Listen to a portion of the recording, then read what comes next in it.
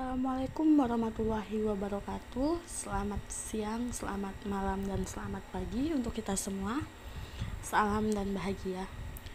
Baiklah, di sini saya akan sedikit membahas tentang marketing miopia, jurnal dari Theodore Levitt, yang mungkin banyak yang belum diketahui mengenai apa sih isi pentingnya jurnal tersebut. Pada penasaran kan? Mari simak baik-baik ya teman-teman. Sebelumnya, perkenalkan dulu, nama saya Siska Andriani dengan NIM 2020008170. Di sini saya mengerjakan tugas manajemen strategi, yaitu membahas tentang jurnal marketing miopia dari Theodore Levitt. Langsung saja, apa sih marketing miopia? Kita pastinya tahu marketing miopia itu dari kata miopia. Apa sih miopia itu? Dalam medis, miopia itu adalah rabun jarak jauh. Nah, apa sangkutannya dia dengan manajemen ini gitu? Langsung saja, marketing miopia adalah kondisi di mana perusahaan lebih berfokus pada produk yang mereka buat dan mengabaikan apa yang pelanggan inginkan. Ini menurut Theodore Levitt.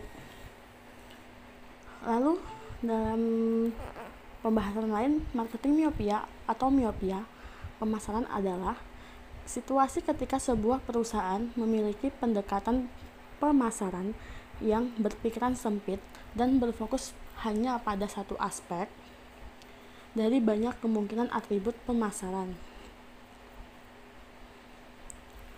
Next, kapan marketing miopia itu bisa terjadi?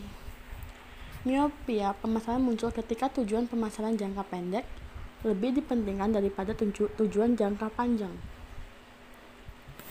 Lalu,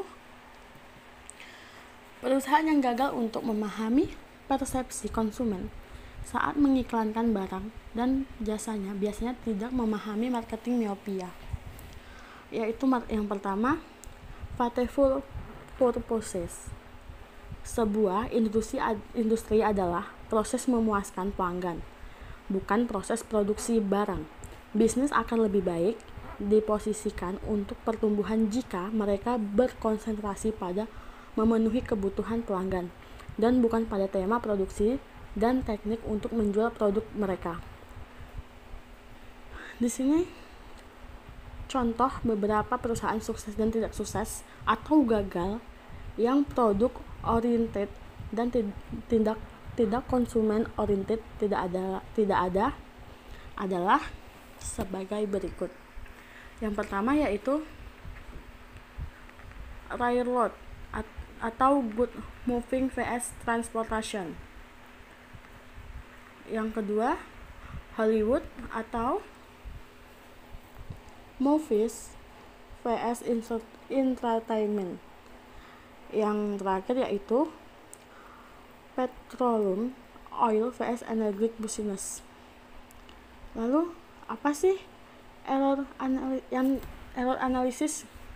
Kesalahan adalah untuk mempertimbangkan produk dan atau jasa tertentu yang terkonsentrasi pada pertumbuhan bukan jumlah industri. Untuk mempertahankan melihat pertumbuhan pemasar membutuhkan layanan pelanggan dan orientasi pasar. Motonya adalah untuk memuaskan pelanggan dengan memenuhi kebutuhan. Lalu yang kedua ada shadow of obsolescence. Masing-masing perusahaan atau setiap perusahaan itu mungkin akan menghadapi pendekatan kepenuhan oleh lingkungan dan bisnis dari kekuatan pasar yang diversifikasi. Ancamannya terhadap produk adalah dalam industri yang tersisa dan tidak siap untuk melumpuhkan adanya kehadiran perusahaan baru. Beberapa contoh yang mendapat perhatian lebih diantaranya adalah dead cleaning.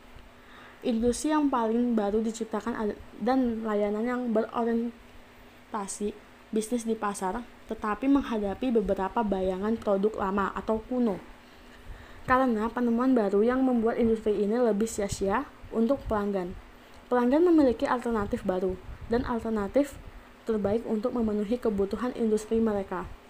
Munculnya resistensis dan kimia sehingga tidak lagi memerlukan dry cleaning.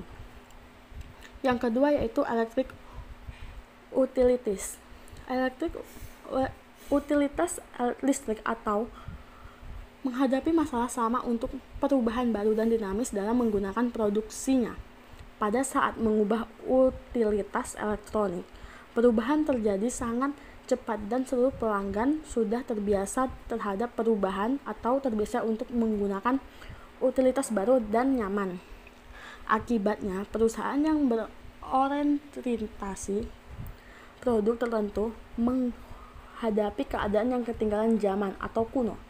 Energi surya, sel bahan bakar, dan sumber listrik lainnya menjadi ancaman terhadap utilitas atau keperluan listrik. Selanjutnya yaitu grocery stores.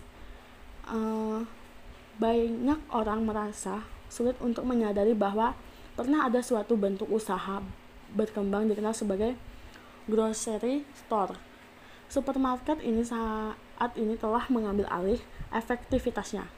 Banyaknya supermarket memberikan dampak negatif bagi pemilik grocery store. Banyak dari perusahaan usaha harus menutup toko dan berpindah lokasi yang belum banyak terdapat supermarket seperti saat ini. Supermarket melakukan pekerjaan yang lebih baik dalam menghadapi kebutuhan pelanggan dari grocery store. Yang terakhir yaitu self-differentiating deceiving cycle. Terjadi ketika perusahaan tidak memiliki visi, sistem penilaian dari diri tidak dapat menyebabkan kegagalan dalam jangka panjang. Ini memiliki 4 kondisi, diantaranya 1. Kepercayaan bahwa pertumbuhan ini disebabkan meningkatkan population. Yang kedua, percaya bahwa tidak ada pengganti untuk setiap produk utama industri. Yang ketiga, produksi massal dan penurunan biaya per unit untuk peningkatan output. Yang keempat yaitu keasikan dengan produk yang cocok untuk dikendalikan dengan eksperimen ilmiah, perbaikan dan pengurangan biaya manufaktur dengan hati-hati. Next, selanjutnya yaitu population myth. Mitos populasi adalah keyakinan bahwa kenaikan populasi akan meningkatkan permintaan dengan kekuatan sendiri.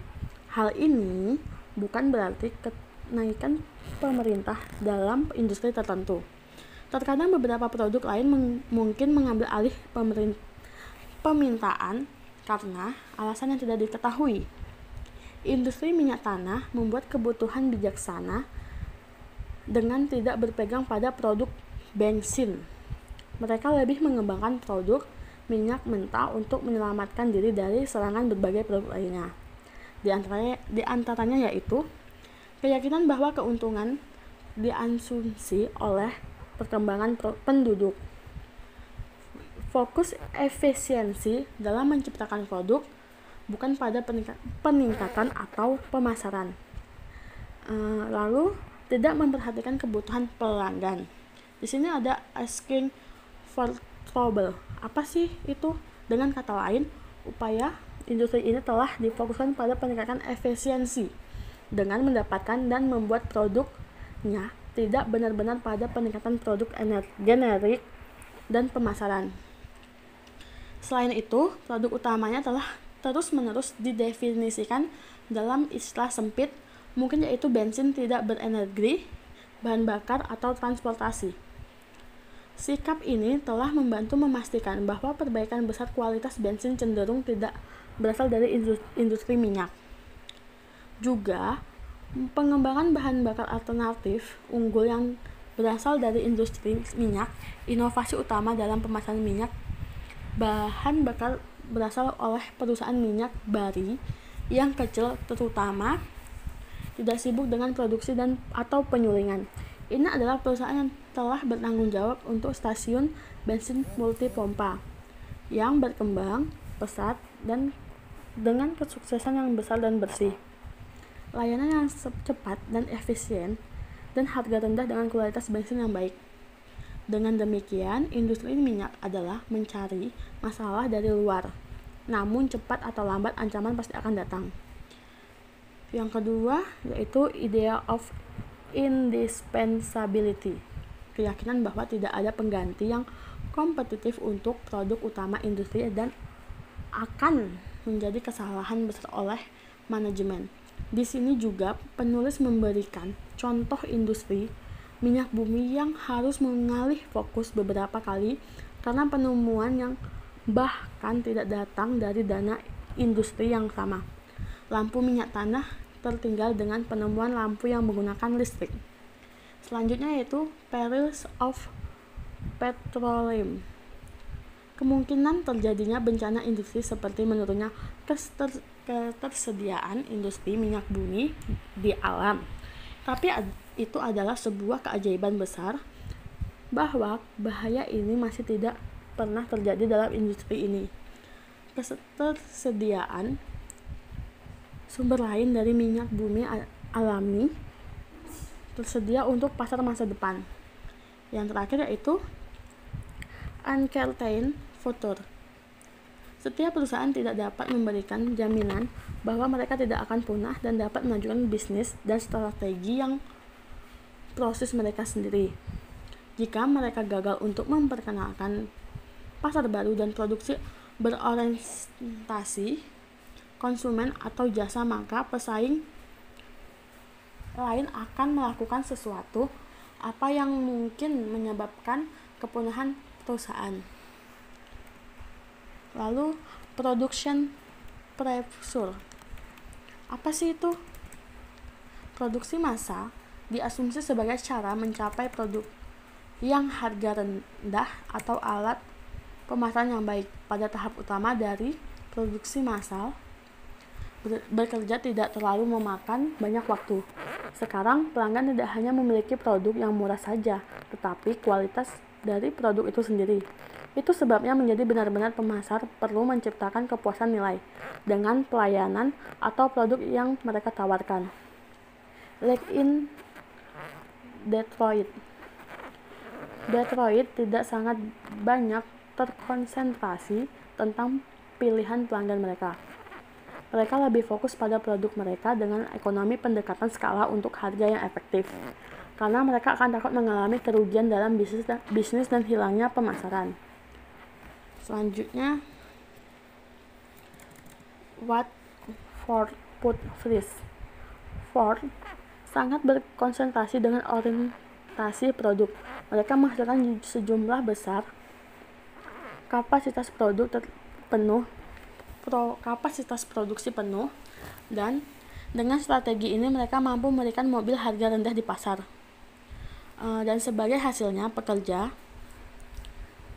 yang bekerja, Ford memperoleh sejumlah besar pendapatan dari pasar, tetapi itu keputusan yang salah untuk pertumbuhan yang dibutuhkan. Lalu produk profisiolim.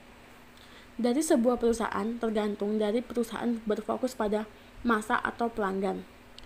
Tetapi perusahaan yang tidak begitu berorientasi pelanggan, mereka jauh lebih memperhatikan tentang perkembangan produk mereka dan mengabaikan pentingnya pelanggan. Selanjutnya yaitu creative destruction. Creative destruction adalah proses menciptakan nilai baru untuk pelanggan dengan inovasi produk baru atau pelayanan dari yang sudah ada yang tidak pernah benar-benar disukai oleh pelanggan.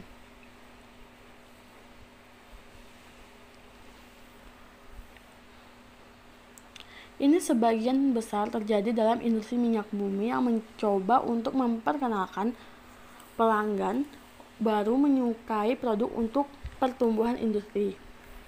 Yang selanjutnya yaitu dengar of R&D.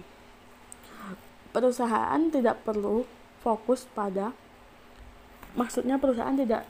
pada kebutuhan pelanggan, tetapi mereka terus mencoba untuk melakukan R&D. Pembayaran terlalu banyak perhatian untuk R&D tanpa mempertimbangkan faktor-faktor lain, merupakan penyebab bahaya terhadap produk. Teknologi tinggi membuat manajemen menjadi top berat dan insinyur. Dengan insinyur, produk itu sendiri menjadi produk utama dalam marketing. Marketing berubah perusahaan berinvestasi dan berkonsentrasi pada menciptakan produk unggulan dengan upaya terbaik, tetapi mereka tidak berorientasi pada pelanggan yang tidak dapat memenuhi kebutuhan sepenuhnya pelanggan. Perusahaan jenis ini akan menerima apa yang mereka berikan kepada pelanggan dan bahwa ide-ide yang tidak bernilai. Yang terakhir adalah Stepchild treatment. Situasi ini terjadi di beberapa industri tertentu. Industri minyak bumi adalah salah satunya. Dalam industri perminyakan, semua kegiatan industri yang lebih atau kurang terkait dengan pencarian, operasi kegiatan boot marketing sangat sedikit, kadang-kadang tidak sama sekali dilakukan. Situasi ini diperlakukan sebagai treatment industri dan sebenarnya bukan untuk pembuatan produk yang berkembang dengan konkret. Industri tinggi untuk memenuhi kebutuhan pemenuhan pelanggan dengan setiap keprihatinan yang terkait perkembangan dan pelayanan produk dan hal-hal lain yang merupakan bagian dari kegiatan industri. Untuk mewujudkan pasar dan lingkungannya, pertama yang menyadari apa kebutuhan pelanggan dan bagaimana kebutuhan dapat memuaskan pelanggan dengan produk dan layanan terbaik. Jadi, dapat kita simpulkan dari sini bahwa perusahaan atau industri memiliki sikap seolah menutup mata terhadap bisnis mereka. Sebagian besar disebabkan oleh fakta bahwa mereka tidak menyadari tren masa depan akan sumber daya yang dimiliki. Hal ini karena tekanan pada sumber daya tidak berasal dari industri mereka sendiri. Namun, ketergantungan perusahaan ini pada sektor yang terkait diabaikan oleh manajemen. Apa yang lebih adalah bahwa seperti yang kita lihat, persaingan berasal dari sektor mungkin tampaknya sama sekali tidak terkait dengan bisnis yang bersangkutan. Untuk mengatasi ancaman tersebut, manajemen harus mempunyai pilihan lain untuk berpikir out of the box. Perkembangan baru dalam industri yang akan datang harus dianalisis dan dampaknya terhadap pembisnis sendiri harus memikirkan jenis pengetahuan dengan terlibat dengan dunia. Mungkin itu saja yang dapat saya sampaikan. Jika ada kesalahan, saya mohon maaf.